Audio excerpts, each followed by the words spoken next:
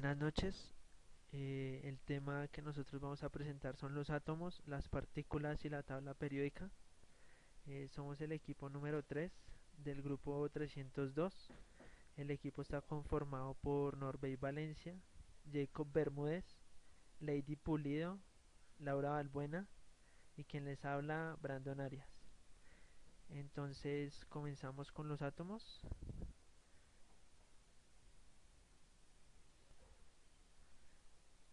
Entonces comenzamos con qué son los átomos. Bueno, primero que todo, pues, esta pregunta se puede redefinir como ¿qué no es un átomo? Entonces, ¿por qué? Porque prácticamente todo lo que vemos, todo lo que tocamos, con todo lo que el humano tiene alguna relación, es un átomo. Entonces, el átomo es la unidad constituyente más pequeña de la materia que tiene las propiedades de un elemento químico. Es decir, todos los elementos que componen la tabla periódica con los cuales está compuesto toda la materia del universo están conformados por pequeños átomos. Entonces ahora vamos a ver la estructura atómica. Bueno, básicamente un átomo se compone de un núcleo, de una nube de electrones y de unas partículas subatómicas. Este núcleo está en el centro, es por decir el centro del átomo, y está rodeado de una nube de electrones. Entonces, el núcleo atómico básicamente está conformado por protones y, y neutrones. ¿Qué son los protones? Son cargas positivas básicamente, son partículas más pequeñas que el átomo, o son subpartículas del átomo, y los neutrones son partículas que no tienen carga. Estos se mueven alrededor del núcleo, alrededor del átomo, a una distancia relativamente grande. Eh, Ahora vamos a ver la nube de electrones, que así como decíamos que anteriormente los protones tienen carga positiva, los electrones tienen carga negativa. Entonces esta nube que rodea el núcleo del átomo es básicamente la nube del orificio que conforma el átomo. Eh, los los electrones son atraídos por los protones a través de la fuerza electromagnética. Cuando tenemos dos protones, dos elementos de carga positiva, estos se repelan, mientras que cuando tenemos un protón y un electrón, estos se van a atraer, todo por la fuerza electromagnética. Bueno, ahora las partículas subatómicas. Entonces esto básicamente nos lleva a lo mismo, a los protones, neutrones y electrones, que pues básicamente todo nuestro universo está conformado por estos, a excepción del átomo de hidrógeno 1, que pues este elemento solo contiene un protón y un electrón, no contiene neutrones. Del catión hidrógeno o hidrón, que no contiene electrones. Bueno, estas partículas están conformadas, o se les suele decir iones, cuando por ejemplo un átomo contiene más electrones, entonces a esto se les suelen decir anión, cuando el átomo está conformado por más electrones que protones. Y cuando el átomo está conformado por más protones que electrones, se le suele decir catión. Bueno, por esta parte, eso por parte de las partículas subatómicas.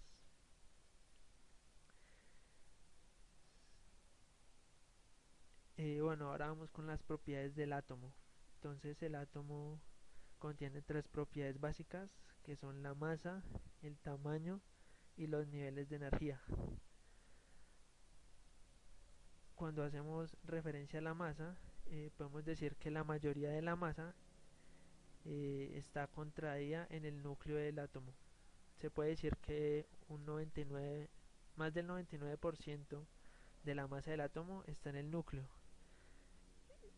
y los electrones constituyen el otro 5,4% restante del peso del átomo. Todo esto por la energía de la ligadura de los nucleones en virtud de la equivalencia entre la masa y la energía, que la energía son las cargas que conllevan los protones y electrones cuando se repelan a través del electromagnetismo. Bueno, la otra propiedad es el tamaño, entonces que nos dice que los átomos no están delimitados por una frontera clara, por lo que su tamaño se equipara con el de su nube electrónica. Entonces, el tamaño del átomo simplemente es muy pequeño, es algo que a la vista del ojo humano e incluso micros con, con un microscopio no se puede ver claramente. Podríamos comparar el tamaño del átomo eh, si, por ejemplo, si la manzana si el tamaño de una manzana fuera el de un átomo, pero el tamaño de la manzana fuera como el de la Tierra, como el del planeta Tierra, los protones y neutrones resultarían siendo del tamaño de una manzana normal. Eh, Se me olvidó también decir en la anterior diapositiva que la masa del átomo es es medida actualmente en Dalton, o también es medida en química en moles. Bueno, volviendo al tamaño, las dimensiones del átomo son miles de veces más pequeñas que la longitud de onda de la luz, que esta es de 400 a 700 nanómetros. Pues venimos a lo mismo, estos no pueden ser observados y también se puede comparar con el tamaño o el grosor de un cabello humano.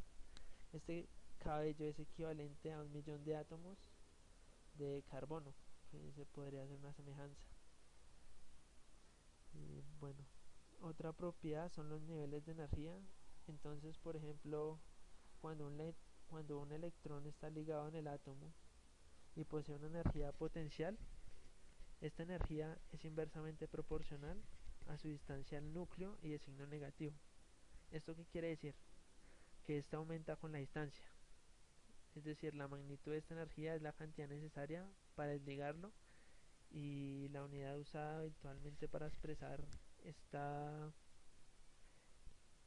este fenómeno es el electronvoltio.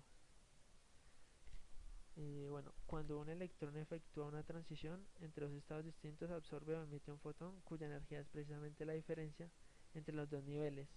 Acá tenemos un ejemplo de líneas de absorción en un espectro. Entonces, ¿qué nos quiere decir esto? Cada elemento químico posee un espectro de líneas característico. Estas pueden o se detectan como líneas de emisión en la radicación de los átomos del mismo. Eh, por el contrario, en efecto contrario, si se hace pasar radiación con un espectro de frecuencias continuo, los fotones con la energía adecuada son absorbidos cuando los electrones excitados decaen más tarde. Entonces estos se emiten en direcciones aleatorias, por lo que las frecuencias características eh, pueden ser, eh, ¿cómo decirlo?, observadas como líneas de absorción oscuras. Eh, bueno, también hay que decir que algunas líneas espectrales se presentan muy juntas entre sí. ¿Qué tanto? Pues tanto que llegaron a confundirse con una sola históricamente. Todo esto hasta que fue descubierta una subestructura o una estructura muy fina, que pues la causa de este fenómeno se encuentra en las diversas correcciones que se consideran actualmente entre los electrones y el núcleo. Bueno, eso por parte de las propiedades del átomo. Bueno, las interacciones eléctricas entre protones y electrones. Entonces, como anteriormente lo decía, los protones tienen carga positiva y los electrones contienen carga negativa. Entonces, cuando tenemos dos protones, estos se van a repelar, y cuando tenemos un protón con un electrón, estos se van a atraer. Bueno, eso básicamente por esa parte. Eh,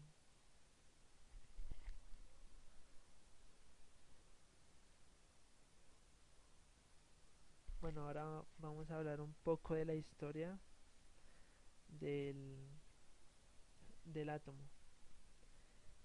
Entonces, bueno, hay que empezar que el nombre como tal, átomo, quiere decir indivisible. Entonces, pues este concepto existe desde, desde la antigua Grecia y fue propuesto por los filósofos griegos Demócrito, Leucipo y Epicuro.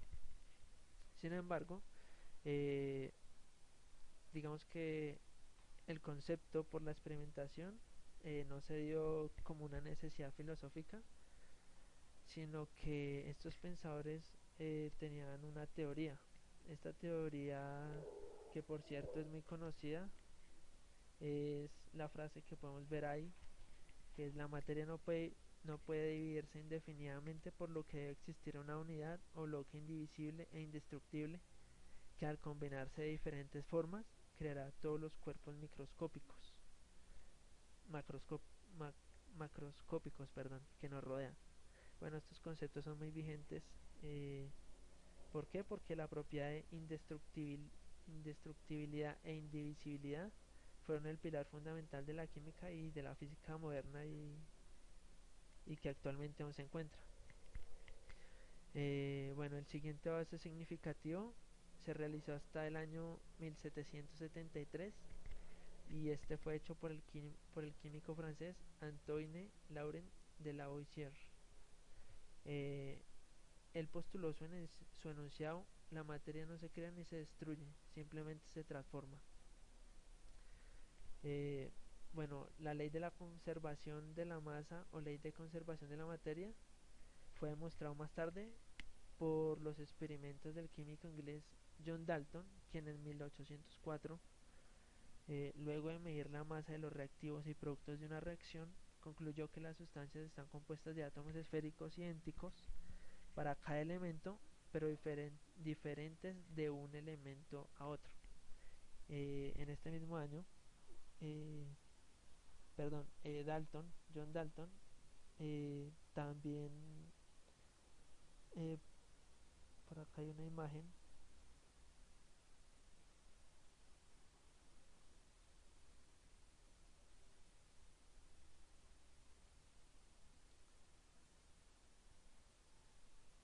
Bueno, había una imagen.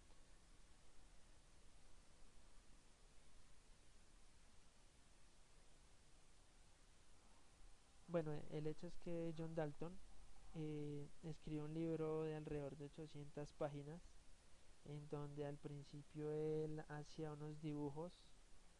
Acá está. Estos dibujos. Él hacía unos dibujos haciendo referencia a que eran átomos. Entonces, pues por ese tiempo, como que las personas o los demás científicos no le creían, y pues básicamente fue en ese momento como, como un libro que ayuda a los avances, pero no fue tan creíble para decir que estos dibujitos de la parte izquierda eran los átomos. Ya tiempo después se comprobaría de que sí, que él tenía razón. Bueno, el siguiente avance fue en 1811, hecho por el físico italiano Amedeo Avogadro. Él postuló que a una temperatura, presión y volumen dados, un gas contiene siempre el mismo número de partículas, sean átomos o moléculas. Bueno, esto independientemente de la naturaleza del gas, haciendo al mismo tiempo la hipótesis de que los gases son moléculas poliatómicas, con lo que se comenzó a distinguir entre átomos y moléculas. Bueno, todo esto por parte de 1811. Ya después el químico ruso Dmitry Ivanovich Mendeleev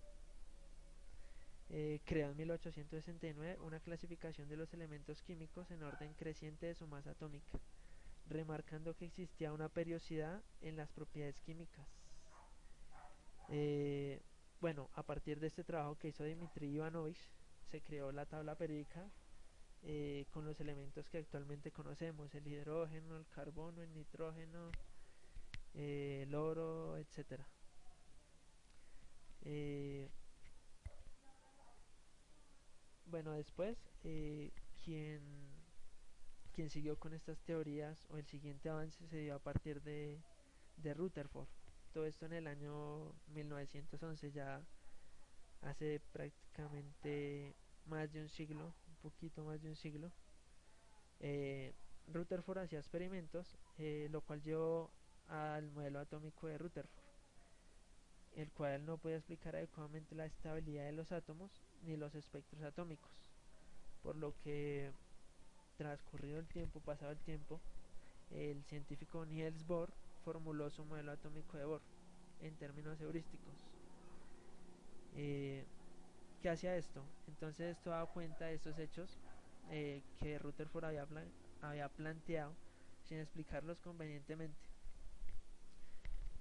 Bueno, posteriores descubrimientos científicos como la teoría cuántica y avances tecnológicos como por ejemplo eh, las nuevas herramientas con las que se podían ver los átomos, que son muy recientes, no tengo muy claro el año, pero son muy recientes.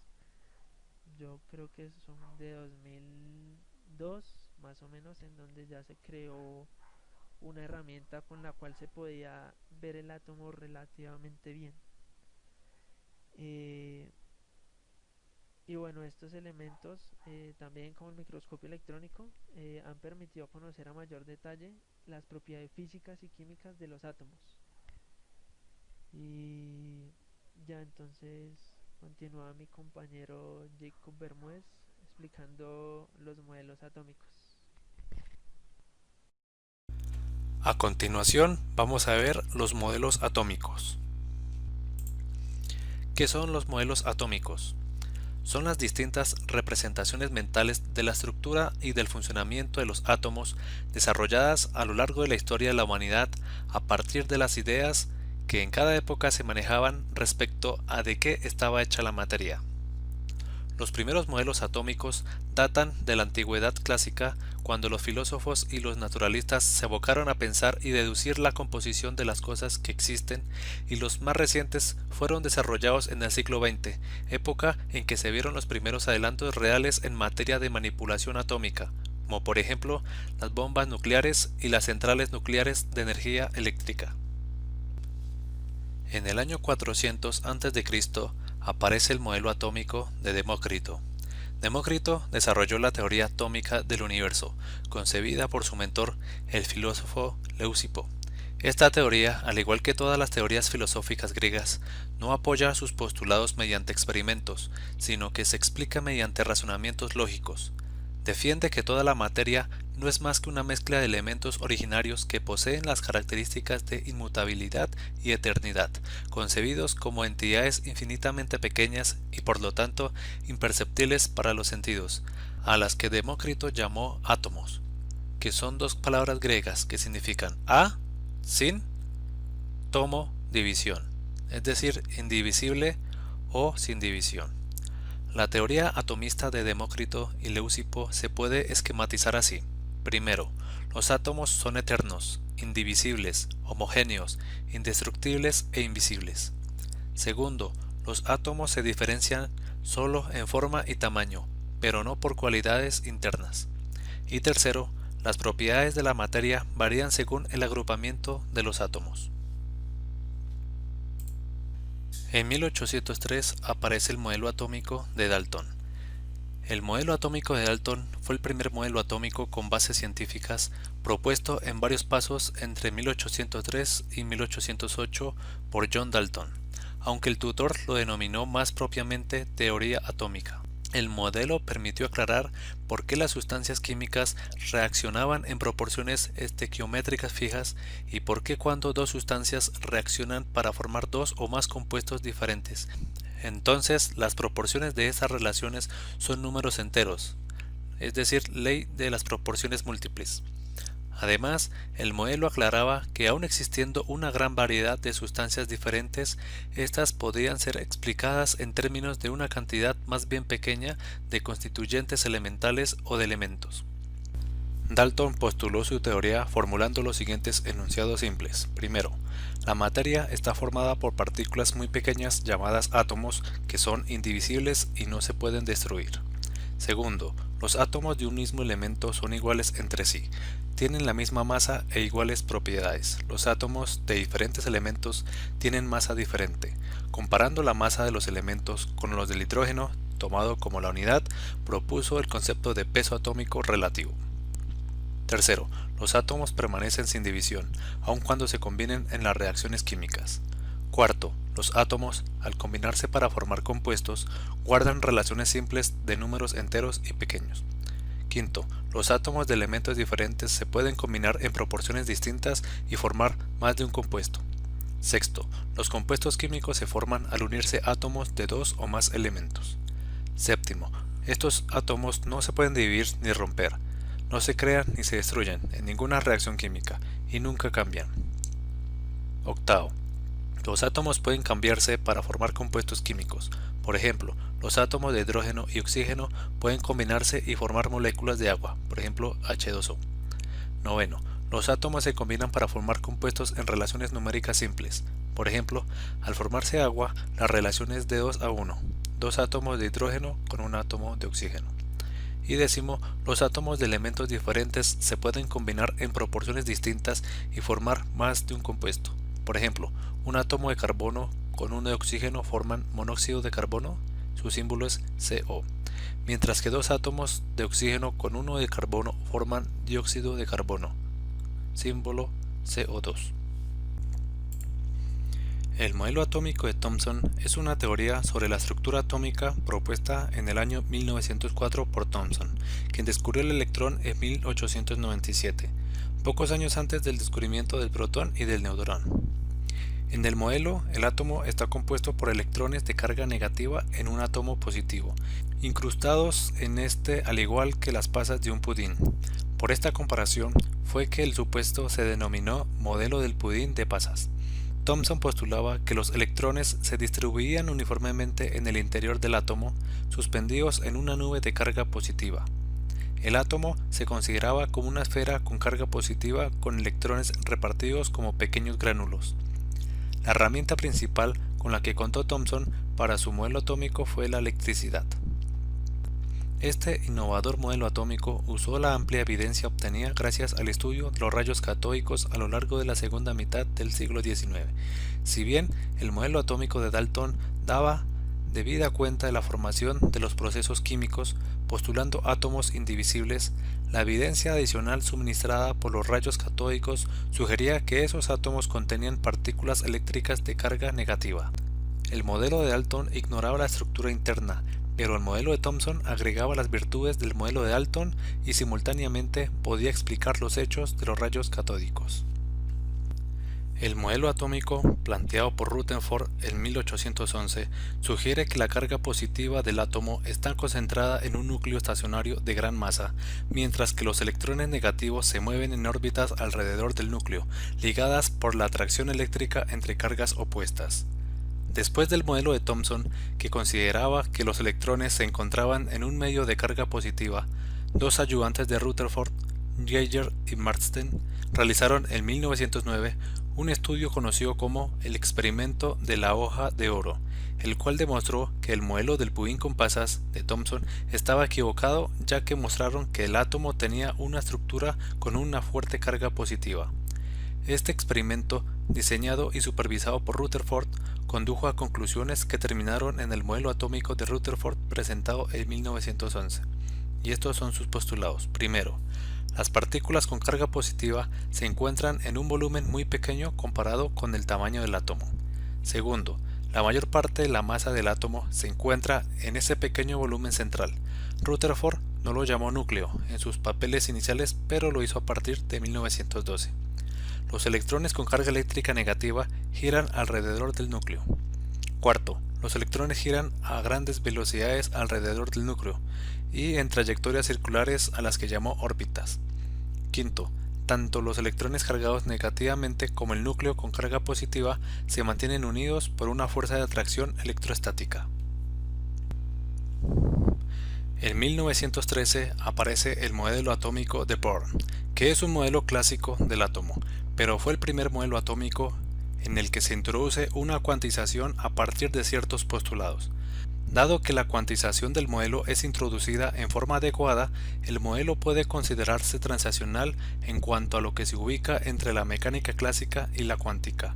Fue propuesto en 1913 por el físico danés Niels Bohr para explicar cómo los electrones pueden tener órbitas estables alrededor del núcleo y que por qué los átomos presentaban espectros de emisión característicos, dos problemas que eran ignorados en el modelo previo de Rutherford.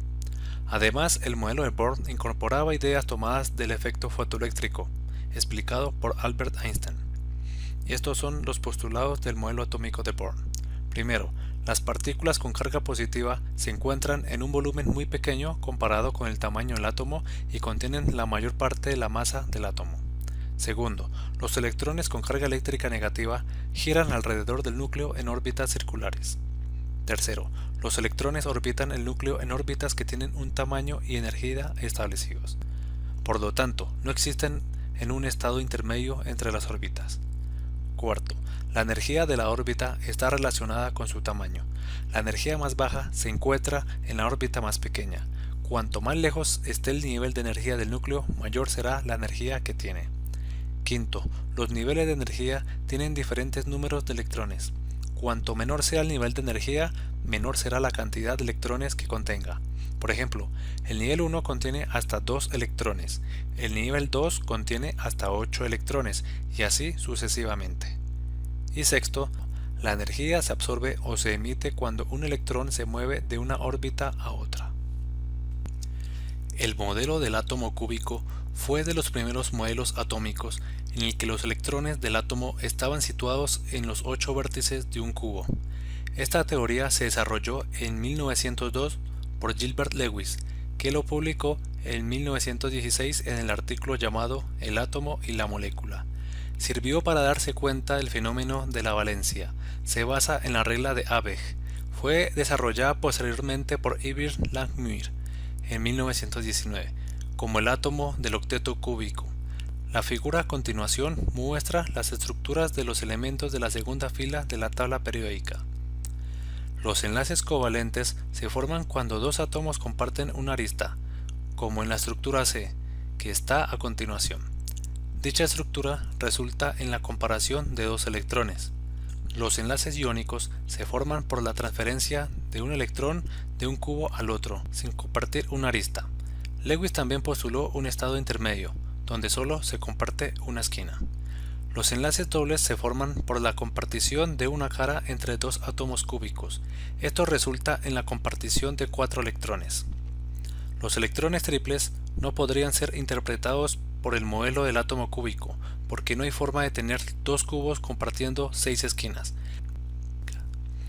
Lewis sugirió que los pares de electrones en los enlaces atómicos tienen una atracción especial, que resulta en una estructura tetraédrica como muestra la figura a continuación.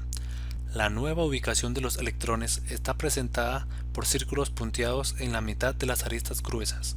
Esto permite la formación de un enlace simple por la compartición de una esquina, un enlace doble por la compartición de una arista y un enlace triple por compartición de una cara. También explica la libre rotación alrededor de un enlace simple y la geometría tetraédrica del metano. Es notable que hubiese algo de verdad en esa idea. Posteriormente se vio que el principio de exclusión de Pauli resulta en un hueco de Fermi, la repulsión disminuida entre un par de electrones con spin opuesto en el mismo orbital. En 1916, Sommerfeld perfeccionó el modelo atómico de Bohr, intentando bailar los dos principales defectos de este. Para eso introdujo dos modificaciones básicas: órbitas casi elípticas para los electrones y velocidades relativistas. En el modelo de Bohr, los electrones solo giraban en órbitas circulares. La excentricidad de la órbita dio lugar a un nuevo número cuántico, el número cuántico azimutal, que determina la forma de los orbitales. Se lo representa con la letra L y toma valores que van desde 0 hasta n-1. Las órbitas son L igual a 0. Se denominarían posteriormente orbitales S o Sharp. L igual a 1. se denominarían P o principal. L igual a 2 se denominarían D o difuso. L igual a 3 se denominarían F o fundamental. Para hacer coincidir las frecuencias calculadas con las experimentales, Sommerfeld postuló que el núcleo del átomo no pertenece inmóvil, sino que tanto el núcleo como el electrón se mueven alrededor del centro de masas del sistema, que estará situado muy próximo al núcleo al tener una masa varios miles de veces superior a la masa del electrón. Para explicar el desdoblamiento de las líneas espectrales observado al emplear espectroscópicos de mejor calidad, Sommerfeld propuso que las órbitas del electrón pueden ser circulares y elípticas. Introdujo el número cuántico secundario o azimutal, en la actualidad llamado I, que tiene los valores 0, 1, 2 hasta n-1, e indica el momento angular del electrón en la órbita en unidades de h sobre 2pi, determinando los subniveles de energía en cada nivel cuántico y la excentricidad de la órbita. Básicamente, Arnold Sommerfeld propone las siguientes modificaciones al modelo de Born. Primero, los electrones se mueven alrededor del núcleo en órbitas circulares o elípticas. Segundo, a partir del segundo nivel energético existen uno o más subniveles en el mismo nivel. Tercero, el electrón es una corriente eléctrica minúscula. En consecuencia, el modelo atómico de Sommerfeld es una generalización del modelo atómico de Bohr desde el punto de vista relativista, aunque no pudo demostrar las formas de emisión de las órbitas elípticas, solo descartó su forma circular. En 1925, Heisenberg propone un modelo atómico que consiste en la introducción del principio de incertidumbre en los orbitales que poseen los electrones que se encuentran rodeando el núcleo atómico, introduciendo los principios de la mecánica cuántica para lograr hacer una estimación sobre el comportamiento de las partículas subatómicas que tiene un átomo.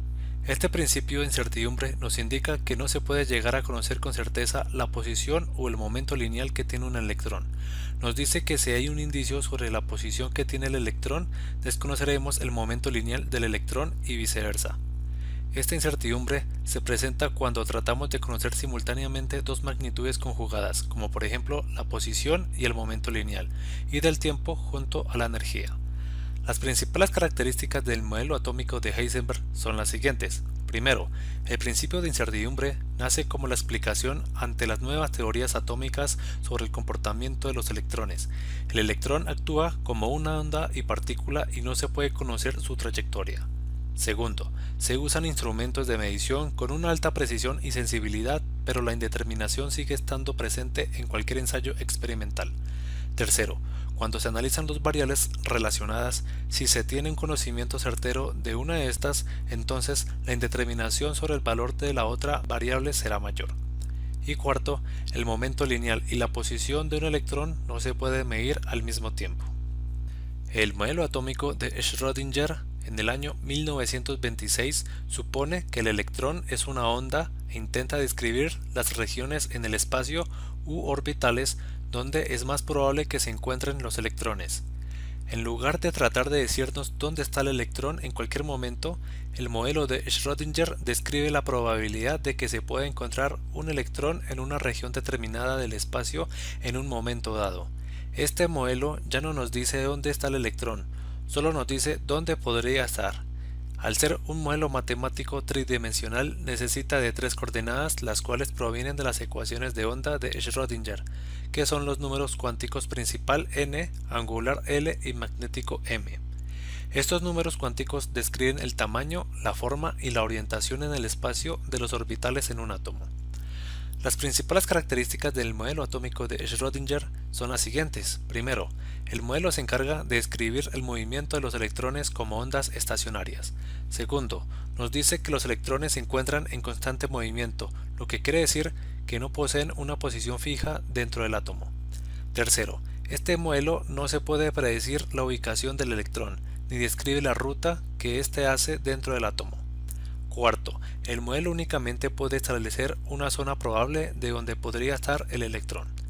Quinto, las áreas de probabilidad se conocen con el nombre de orbitales atómicos, los cuales describen un movimiento de traslación alrededor del núcleo del átomo. Sexto, los orbitales atómicos pueden llegar a definirse entre nubes de electrones. Séptimo, es un modelo que representa la probabilidad de la presencia del electrón en orbitales. Y octavo, únicamente explica la estructura electrónica del átomo y su interrelación con la estructura de otros átomos, pero no se puede explicar cómo es el núcleo atómico ni su estabilidad.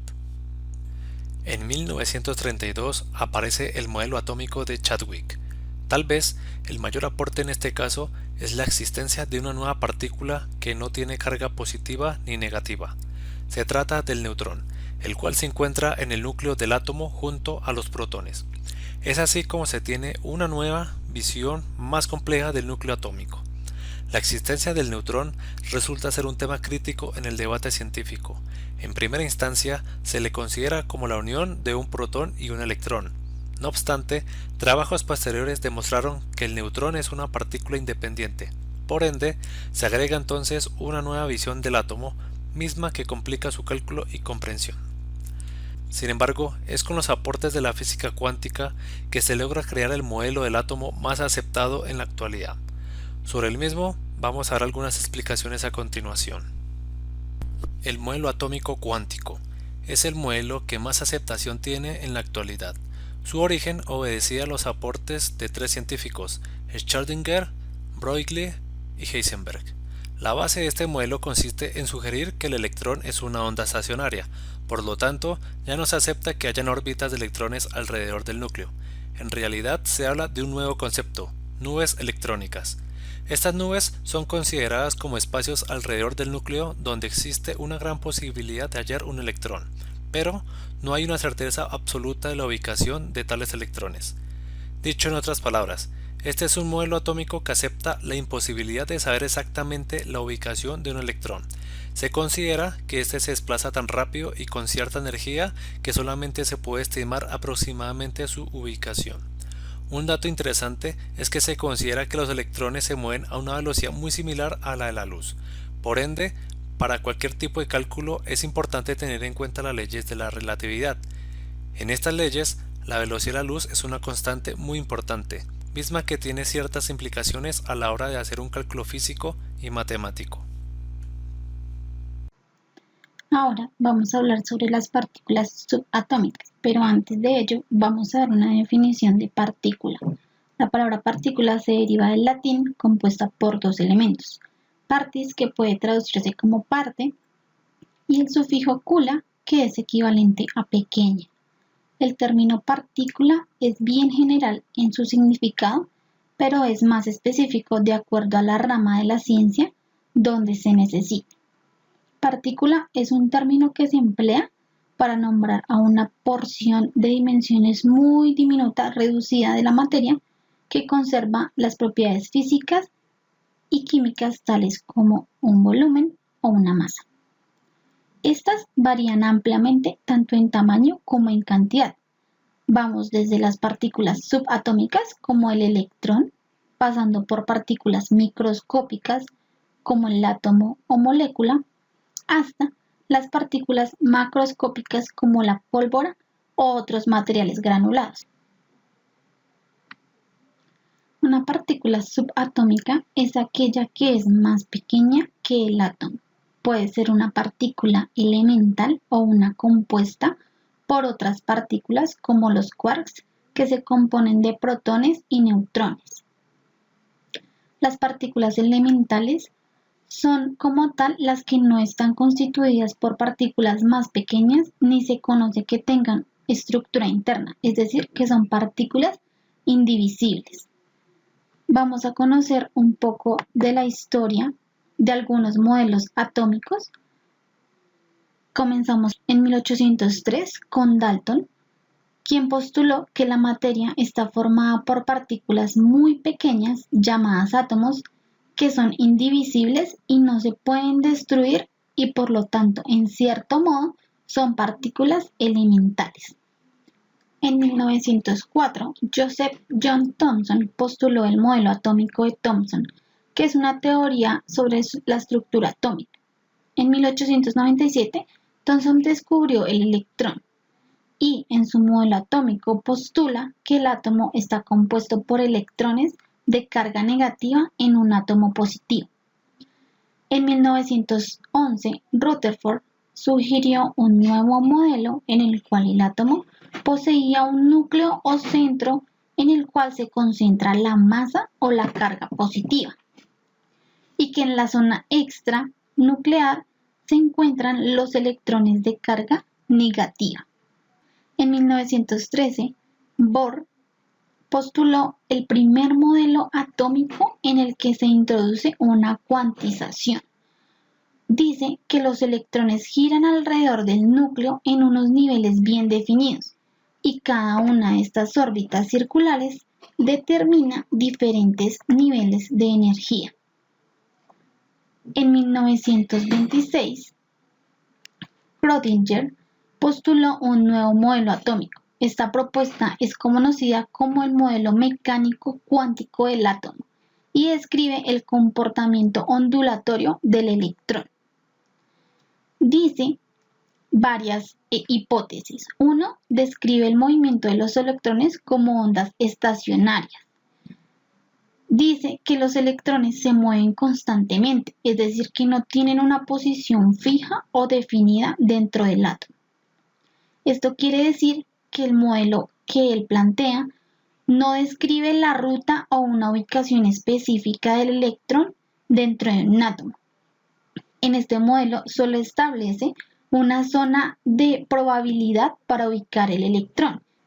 Estas áreas de probabilidad se denominan orbitales atómicos. Los orbitales describen un movimiento de traslación alrededor del núcleo del átomo. Ahora vamos a dar una definición como tal de la partícula alrededor de todos los términos que hemos plasmado. Sabemos que la materia está compuesta por pequeñas partículas denominadas átomos. Los átomos no son esferas indivisibles e inmutables, sino que están formadas por otras partículas más diminutas, más pequeñas, que se llaman partículas subatómicas. Las partículas más importantes que conforman a los átomos son los protones, los neutrones y los electrones. Los protones y los neutrones se ubican en el núcleo del átomo, mientras que los electrones se sitúan en la corteza del núcleo y giran a gran velocidad en los orbitales. Bien, sabemos que las partículas subatómicas pueden ser partículas elementales o compuestas como por ejemplo los quarks. Los quarks son las únicas partículas fundamentales que interactúan con las cuatro fuerzas fundamentales. Son partículas de spin 1 medio y son fermiones de Dirac, por lo que sus correspondientes antipartículas existen. Los quarks hacen parte del modelo estándar de la física de partículas. Este modelo postula la existencia de dos clases de partículas individuales de la materia: los quarks y los leptones, que en las proporciones adecuadas pueden construir cualquier átomo y por lo tanto construir cualquier tipo de materia en el universo.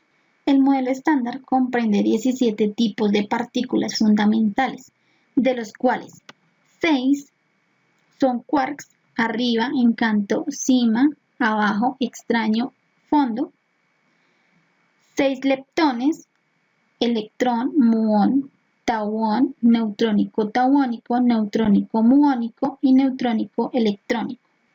Además, postula también la existencia de otro grupo de partículas elementales, que son los bosones de Gauss, en los que se encuentran el fotón, el gluón, el bosón Z y el bosón W. Los tipos bosón Z y bosón W son portadoras de la interacción débil, el fotón de la interacción electromagnética y el gluón de la interacción fuerte. Existe también otro bosón, que es el bosón de Higgs, responsable del origen de la masa de las partículas elementales. Estos 4 tipos de fuerza mencionados mantienen unidos a las constituyentes de la materia. A cada una de esas partículas le corresponde una antipartícula. que cuando se encuentran juntas en los procesos apropiados interaccionan, destruyéndose y generando otras partículas. Estos 4 tipos de interacciones fundamentales en la naturaleza interaccionan de diferentes formas y en muchas ocasiones permiten ciertas uniones, pero en otras no. Por ejemplo, se puede crear la interacción gravitatoria, interacción electromagnética, interacción fuerte, interacción débil, interacción nuclear, entre otros. Muy bien, continuamos con el tema de la tabla periódica de los elementos. La tabla periódica de los elementos es una disposición de los elementos químicos en forma de tabla ordenados por su número atómico, es decir, su número de protones, por su configuración de electrones y sus propiedades químicas. Este ordenamiento muestra tendencias periódicas, como por ejemplo algunos elementos con comportamientos similares en la misma columna. En palabras de Theodor Benesi, la tabla y la ley periódica son el corazón de la química, compatibles a la teoría de la evolución en biología y a las leyes de la termodinámica en la física clásica. A continuación, se va a hablar de la historia, la estructura y organización, formas de representación y datos adicionales de la tabla periódica. Entonces voy a hablar sobre la tabla periódica de los elementos. Su historia. Los químicos a través de los años se dieron cuenta desde los comienzos del desarrollo de la química que ciertos elementos tienen propiedades semejantes. En el año 1829, el químico alemán Doverier realizó el primer intento de establecer una ordenación de los elementos químicos, haciendo notar en sus trabajos la similitud entre los elementos como el cloro, el bromo, el yodo por un lado, y la variación regular de sus propiedades por el otro.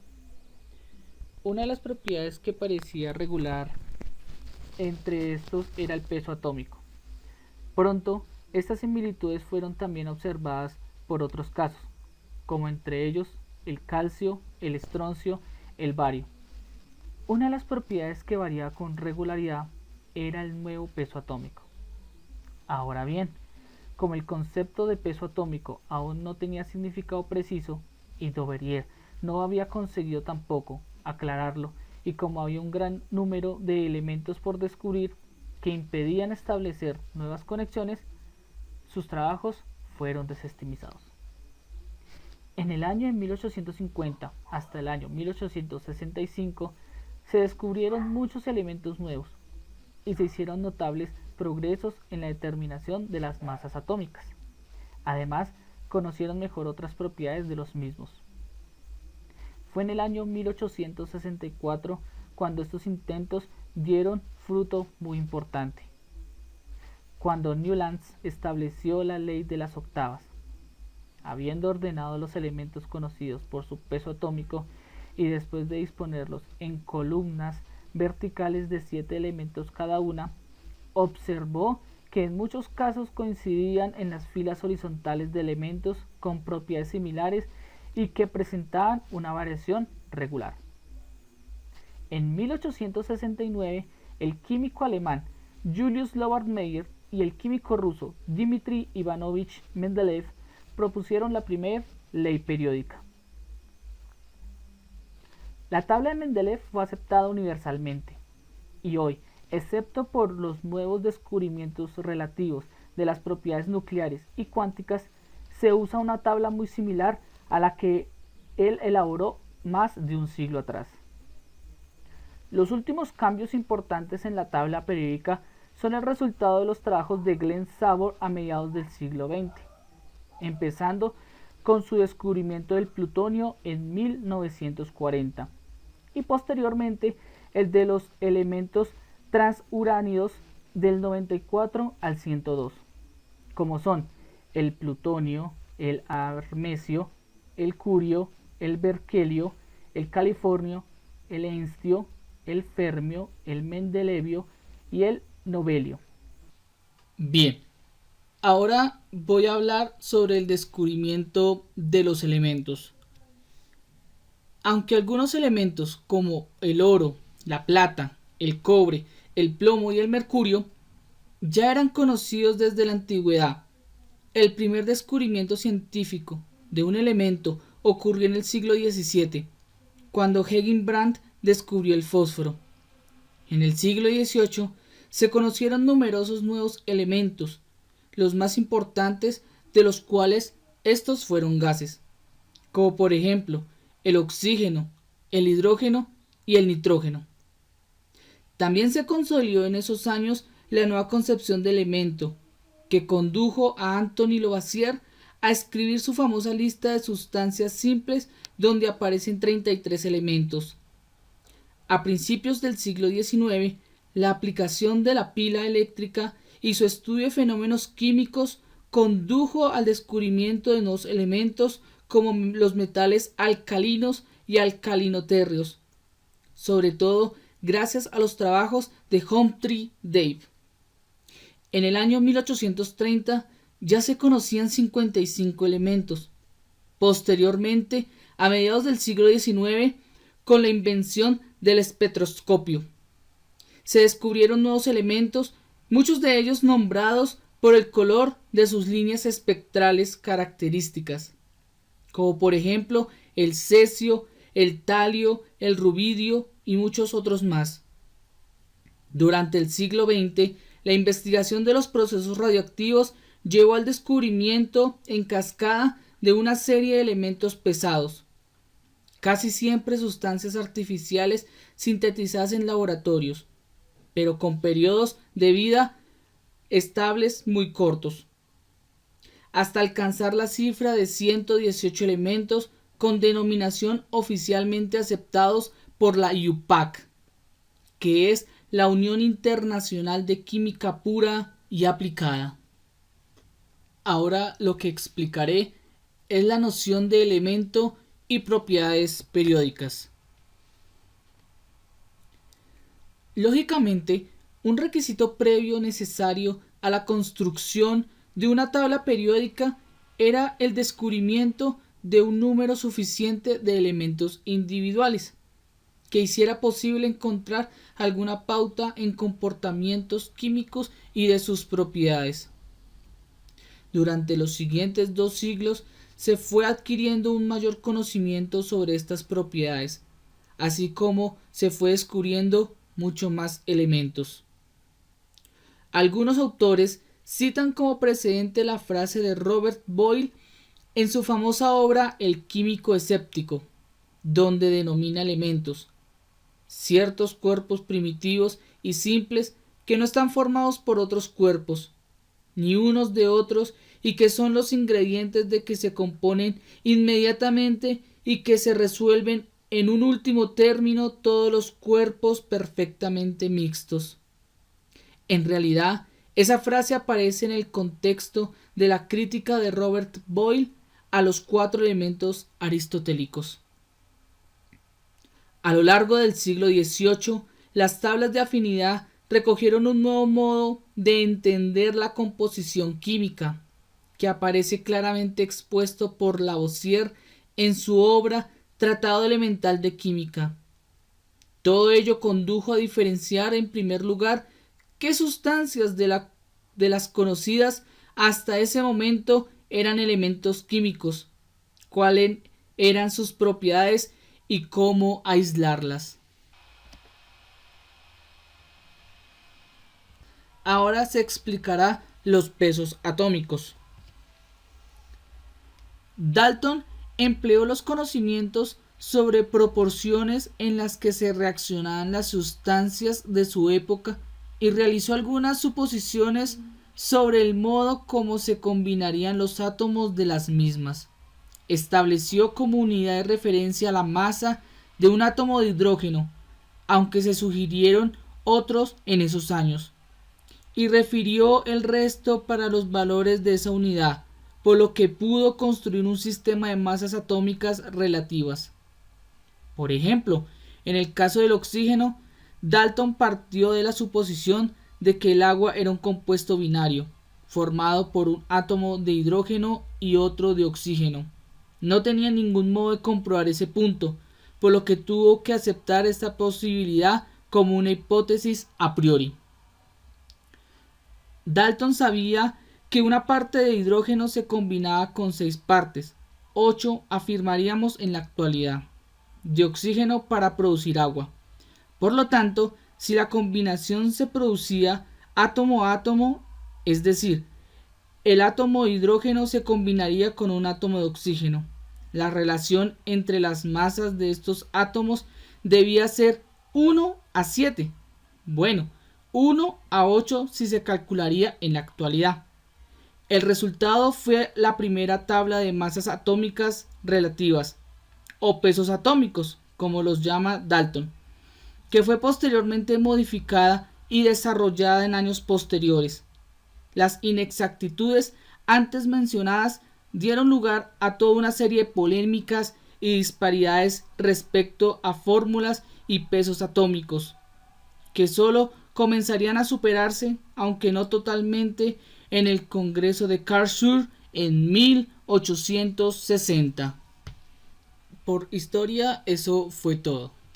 Ahora nos iremos a estructura y organización de la tabla periódica de los elementos. La tabla periódica actual es un sistema donde se clasifican los elementos conocidos hasta la fecha. Se colocan de izquierda a derecha y de arriba a abajo en orden creciente de sus números atómicos. Los elementos están ordenados en 7 hileras horizontales llamadas periodos y en 18 columnas verticales llamadas grupos o familias.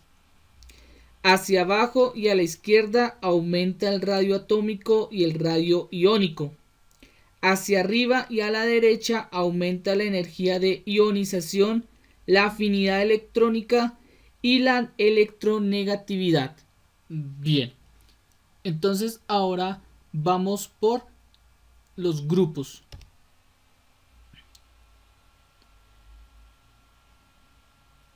A las columnas verticales de la tabla periódica se le conoce como grupos o familias. Hay 18 grupos en la tabla periódica estándar. En virtud de un convenio internacional de denominación, los grupos están numerados de 1 a 18 desde la columna más a la izquierda, los metales alcalinos, hasta la columna más a la derecha, los gases nobles. Anteriormente se utilizaban los números romanos según la última cifra del convenio de denominación de hoy en día. Por ejemplo, los elementos del grupo 4 estaban en el cuarto B y los grupos del 14 en el grupo 4A. En Estados Unidos, los números romanos fueron seguidos por una letra A si el grupo estaba en el bloque S o P, o una B si pertenecía al D. En Europa se utilizaban letras en forma similar, excepto que A se usaba si era un grupo precedente al 10 y B para el 10 o posteriores. Además, solía tratarse a los grupos 8, 9 y 10 como un único grupo triple, conocido colectivamente en ambas notaciones como grupo 8. En 1988 se puso en uso el nuevo sistema de nomenclatura UPAC y se desecharon los nombres de grupos previos. Algunos de los grupos tienen nombres triviales no sistemáticos, como se ve en la tabla de abajo.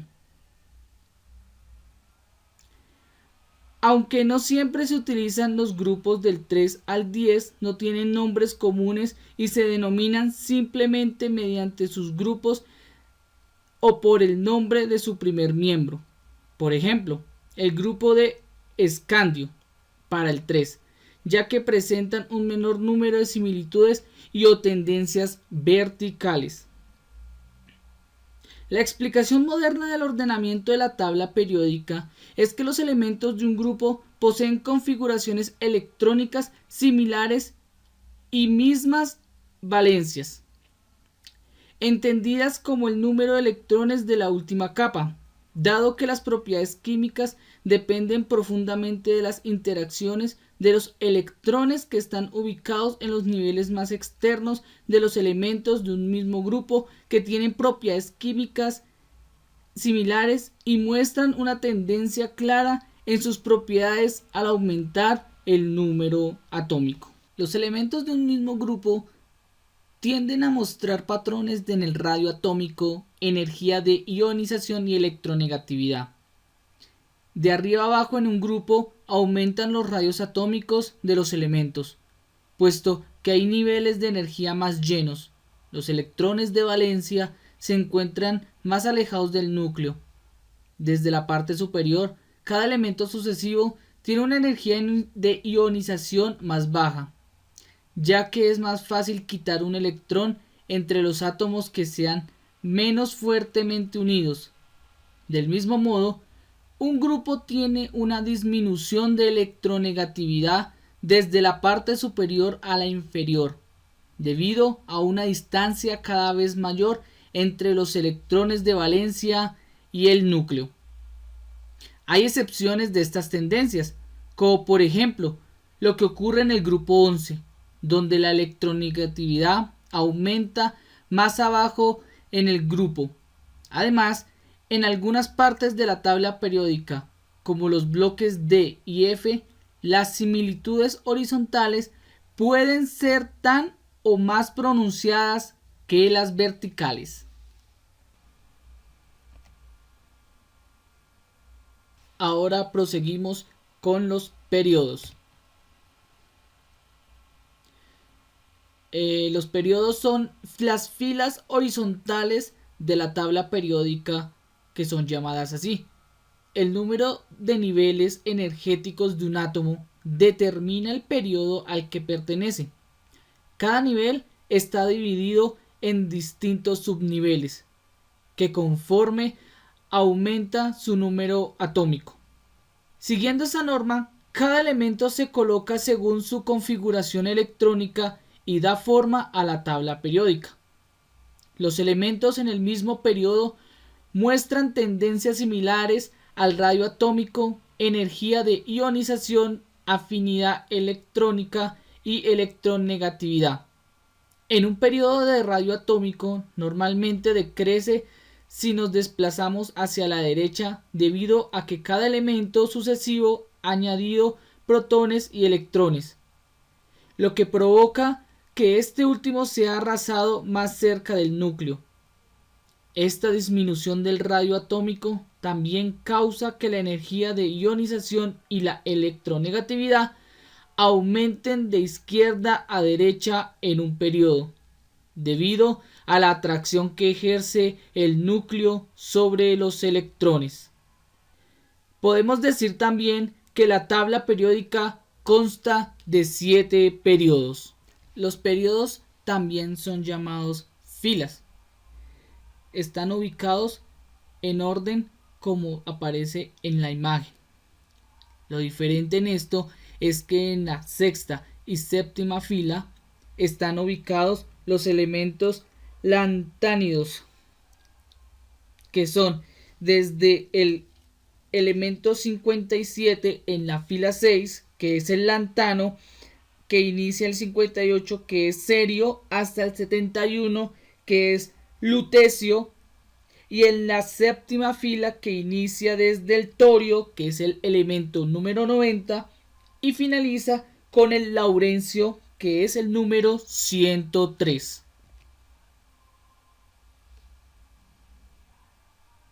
Ahora vamos con la explicación de bloques. La tabla periódica se puede dividir en bloques de acuerdo a su secuencia a la que se llenan las capas de electrones de los elementos. Cada bloque se denomina según el orbital en el que la teoría reside el último electrón. Es S, P, D y F. Comencemos.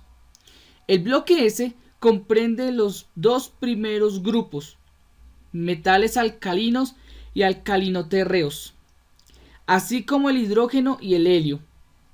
El bloque P comprende los últimos 6 grupos, que son grupos del 13 al 18 en la IUPAC, 3A y 8A en América, y contiene entre otros elementos todos los metaloides. El bloque D comprende los grupos 3 a 12 o 3B a 2B en la numeración americana, y contiene todos los metales de transición.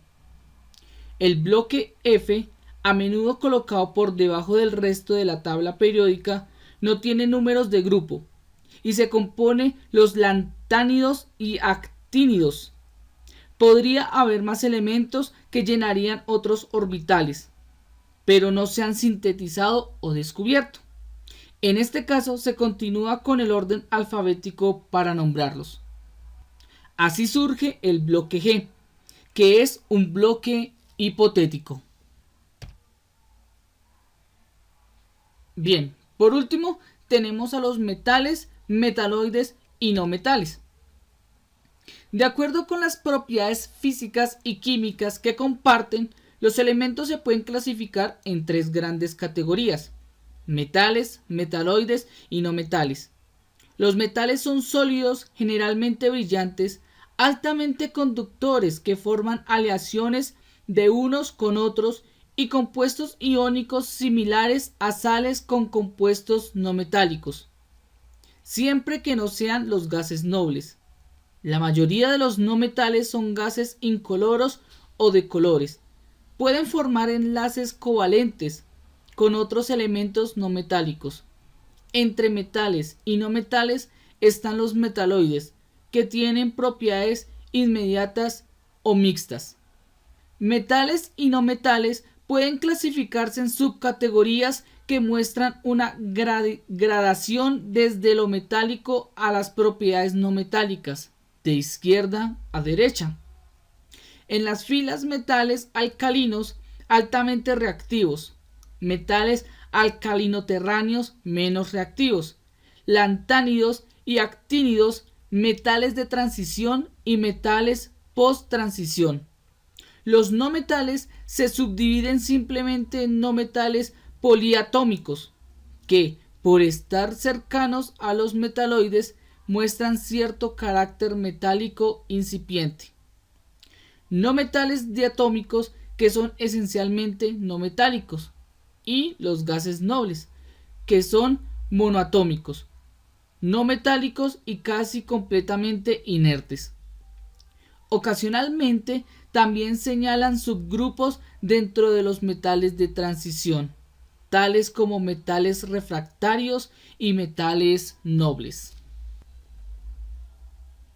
Ahora bien, hablaremos sobre otras formas de representación de la tabla periódica. Existen más de 700 versiones de la tabla periódica, pero hablaremos sobre 3 puntualmente. Existen 3 variantes principales de la tabla, cada una diferente en cuanto a la constitución del grupo 3. Básicamente hablaremos de 2 elementos, que es el escandio y el itrio. Estos se muestran de manera uniforme, ya que son los 2 primeros miembros de este grupo. Las diferencias provenientes de las diferentes tablas dependen de la identidad de los miembros restantes.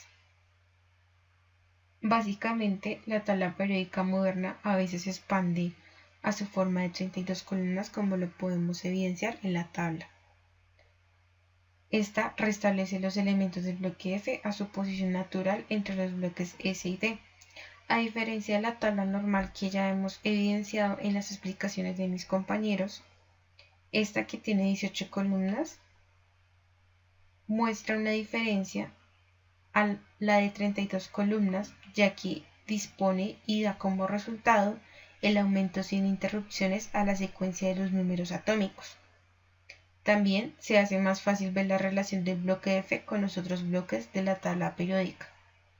A pesar de estas ventajas y de saber que los estudiantes pueden evidenciar en esta tabla elementos más importantes y la ignorancia de elementos más opacos, los editores y los científicos siempre se discuten en la eficiencia de cada modelo de la tabla periódica, ya que se debe tener muy presente la distribución bidimensional, pues se argumenta que la tabla debe estar en una convención establecida y con la conveniencia de que ésta pueda ser ajustada en una página de un libro o en diferentes presentaciones, ya que esto es didáctico y es la manera en cómo se presenta la química, la industria y cómo se presenta hacia los futuros estudiantes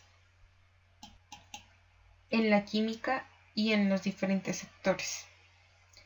Algunos argumentos en favor de esos nuevos modelos consisten en la ubicación de los nuevos grupos y en cómo se muestran todos los electrones, protones y obviamente todo lo que se ha desarrollado con otras tablas ordenadas en forma distinta, como por ejemplo en triángulo, en pirámide, en tablas en escalones, en torre y en espiral.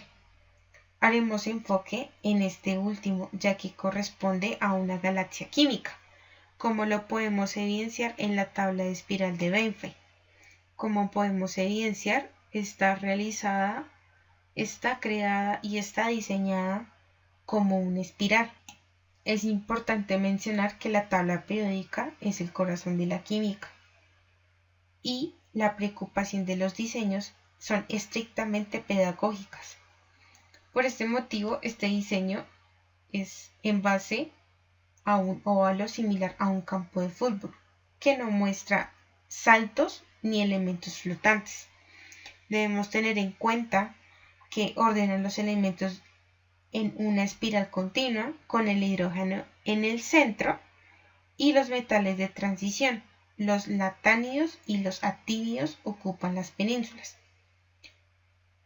No obstante, no está establecido totalmente el diseño de esta tabla, pero tiene un espacio suficiente para ser rediseñada o para ser modificada para su uso pedagógico.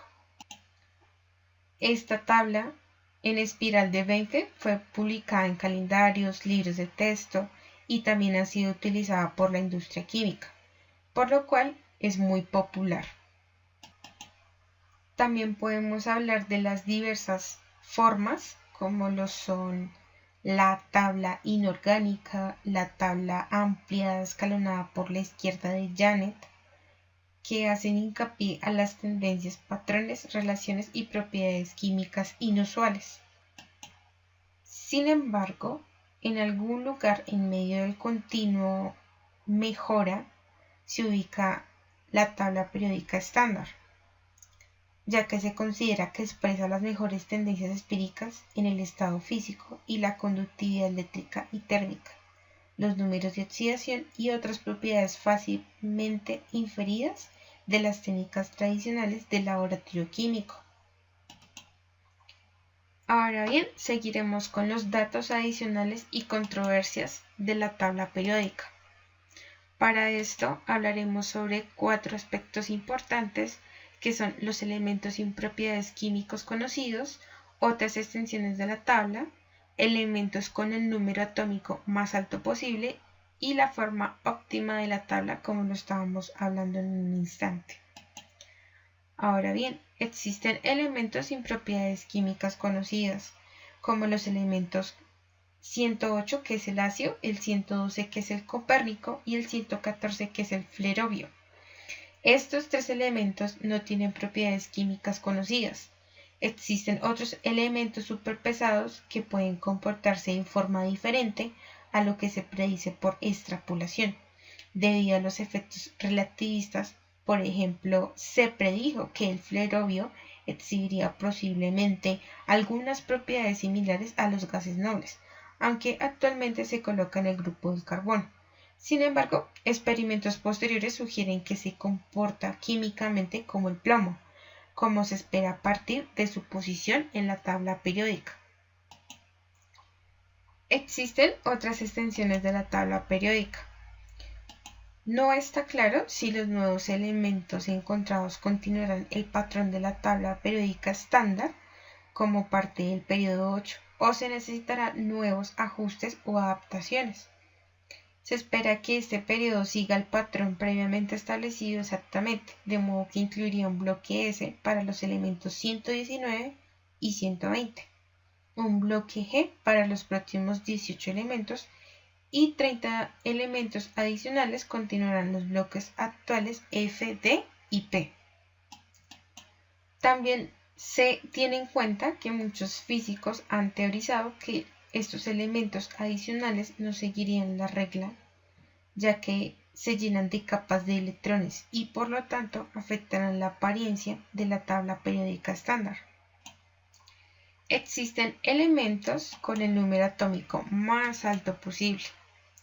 Se tiene en cuenta que el número de posibles elementos no se conoce, es decir, no tenemos un límite preestablecido.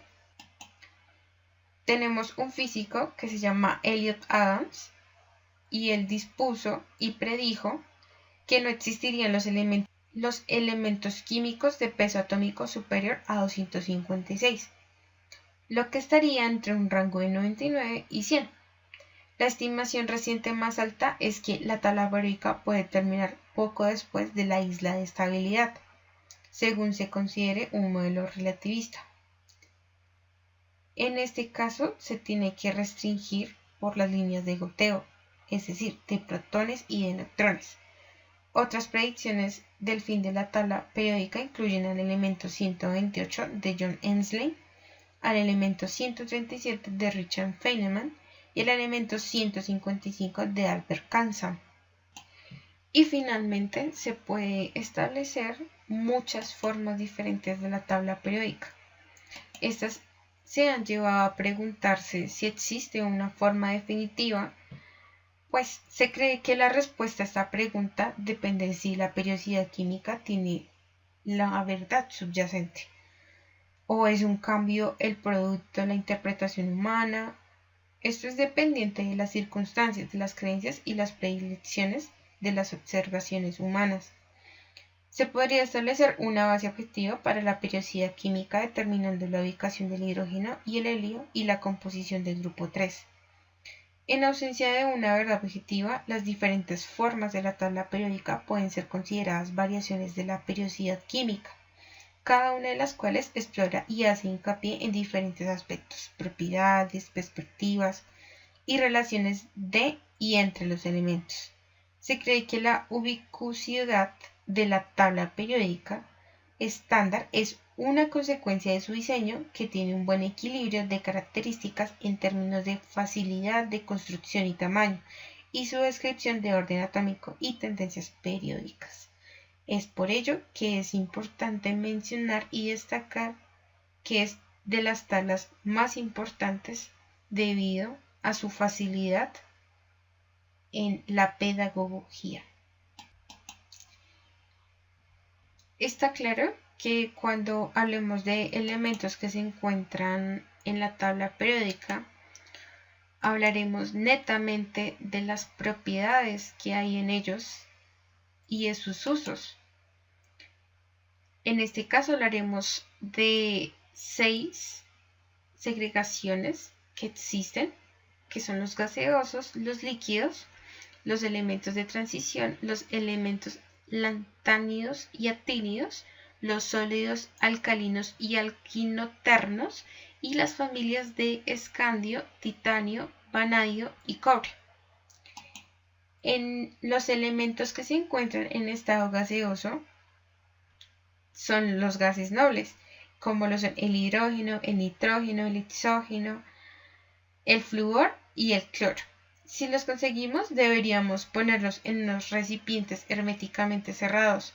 Los gases nobles se han utilizado rellenando tubos de descarga con los que se conseguían distintas colaboraciones según el gas que hubiese dentro. Son las llamadas luces de neón. El argón se usa dentro de las lámparas incandescentes porque no reacciona con el filamento interior a unas altas temperaturas y presiones.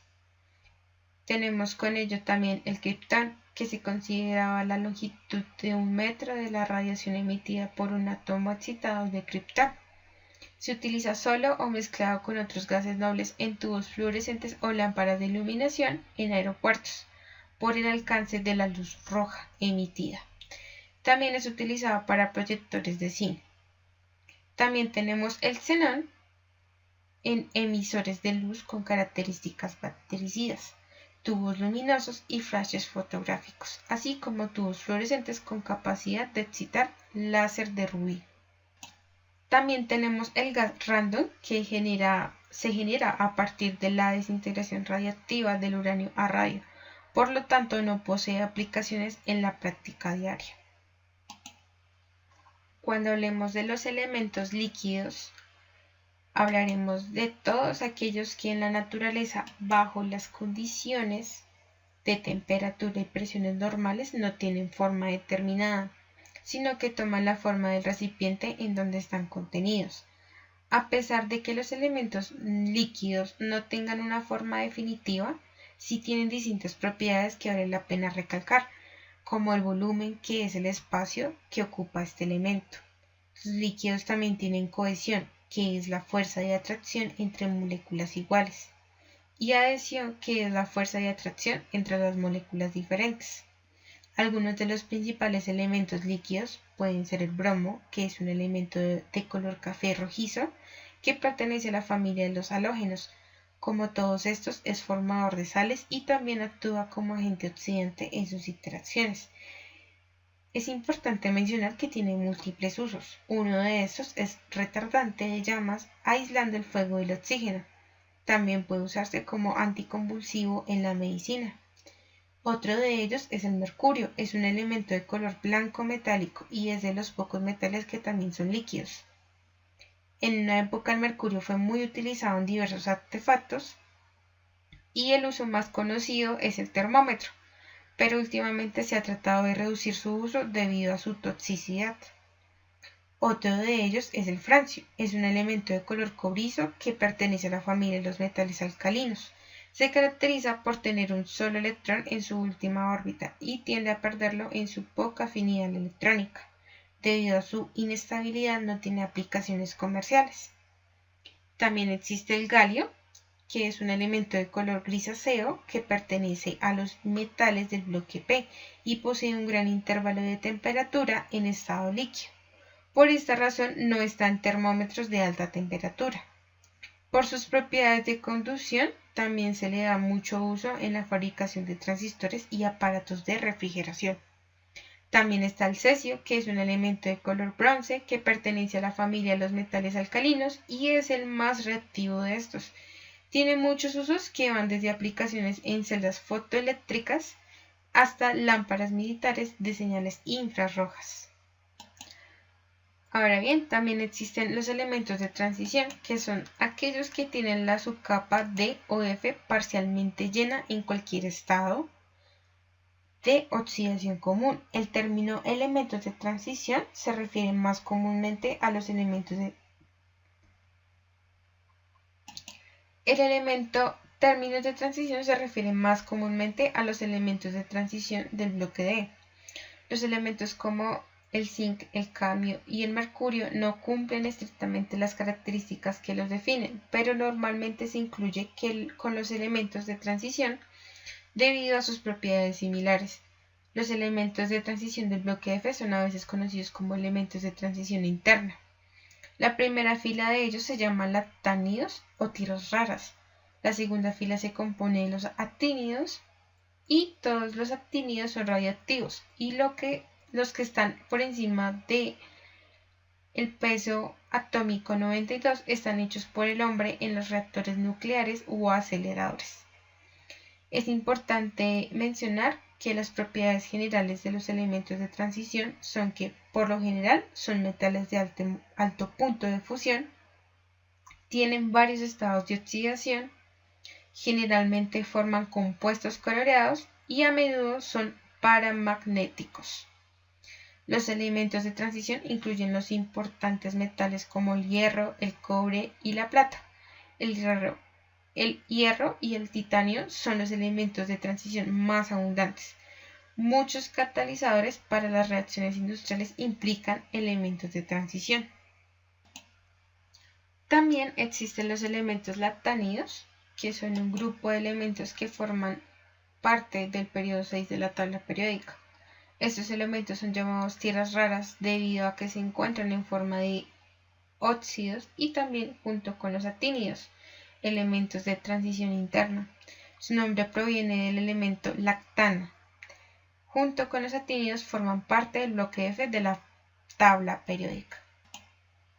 Ahora bien, tenemos también los sólidos alcalinos y alcalinoternos.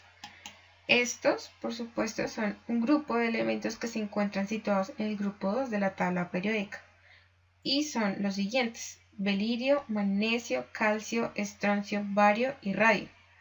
Este último no siempre se considera, pues tiene un tiempo de vida media corta. Este nombre proviene del nombre que recibían sus óxidos, que tienen propiedades básicas. Estas son alcalinas y poseen una electronegatividad. Los alcalinotérreos son más duros que los metales alcalinos, tienen brillo y son buenos conductores eléctricos. Menos reactivos que los alcalinos, buenos agentes reductores y forman compuestos iónicos. Todos ellos 2 electrones en su capa más externa.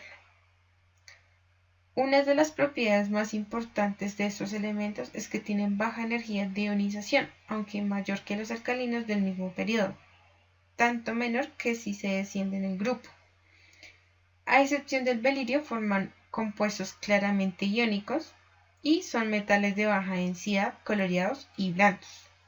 La solubilidad de sus compuestos son bastantes, correspondientes a los alcalinos, y todos tienen solo 2 electrones en su nivel energético más externo, con tendencia a perderlos por su lado, con lo que forman un ion positivo. Estos también se comportan como alcalinos y terreos al mismo tiempo. También tenemos a la familia del escandio, titanio, vanadio y cobre. Este grupo también es llamado como la familia del escandio. Estos elementos son el escandio, el itrio, el lutecio, el acrecio, el lantano y el actinio. Las propiedades de estos elementos son intermedias entre los elementos alcalinotérreos y los metales de transición propiamente dichos. Este grupo pertenece a los elementos de transición, los cuales se definen como aquellos que en estado elemental presentan capas D o F parcialmente llenas. De esta manera se incluyen los metales preciosos como el cobre, la plata, el oro y el paladio. Los elementos de transición comprenden las siguientes series: una primera, segunda, tercera y cuarta, que comprende los elementos 3D, 4D, 5D y 4F, elementos 6D y 5F. Una de sus propiedades físicas más importantes es que son blandos, aunque más duros que los elementos del grupo 1 y 2, y sólidos a temperatura ambiente. La mayoría son de color blanco plateado y poseen brillo metálico. También presentan propiedades similares al aluminio y conducen calor y electricidad. Una de las propiedades químicas más importantes es que generan iones incoloros y poseen gran tendencia a oxidarse y son muy reactivos. Bueno, esto es todo por nuestra exposición. Espero que les haya gustado.